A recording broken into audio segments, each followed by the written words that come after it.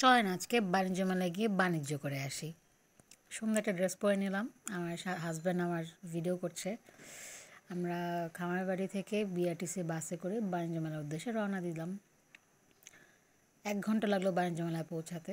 BRTC বাসে ভাড়া ছিল পার পারসন 70 টাকা। ভালোই, ওয়েদারটা ভালো। দুপুরবেলা যদিও একটু রোদ উঠেছে, একটু গরমও লাগছিল, but still it was not bad. ভালোই লাগলো। আই ওয়াজ এক্সাইটেড বিকজ প্রায় 5 বছর পর বাণিজ্য মেলায় যাচ্ছি। সো আমার চেহারা দেখলে বোঝা যাচ্ছে আই এম হ্যাপি। এই তো বাণিজ্য মেলায় একটু ঘুরে ঘুরে দেখছি কেমন অবস্থা। প্রথমেই আমরা চলে গেলাম কিয়ামের শোরুমে। কিয়াম থেকে একটা ননস্টিকি ফ্রাই প্যান নিয়ে নিলাম আমার সংসারের জন্য। ব্ল্যাক কালারটা নিয়েছি। কালারফুলগুলোর থেকে ব্ল্যাক কালারটা বেশি হ্যান্ডি মনে হয়েছে। এরপর চলে গেলাম 3 পিসের সমাহারে। এত এত 3 পিস, কিন্তু কী যে ফালতু দাম, ঝিকিমিকি ঝিকিমিকি, সব কিছুই পছন্দ হলো না।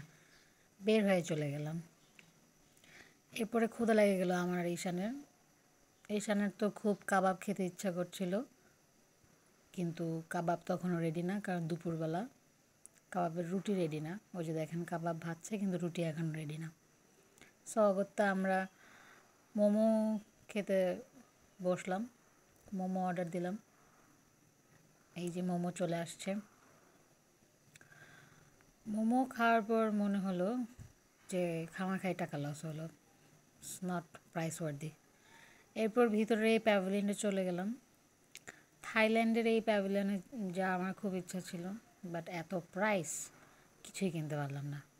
ফাইনালি এই জুতিটা কিনলাম পাকিস্তানি দোকান থেকে। এটা একটু আনকমন লেগেছে।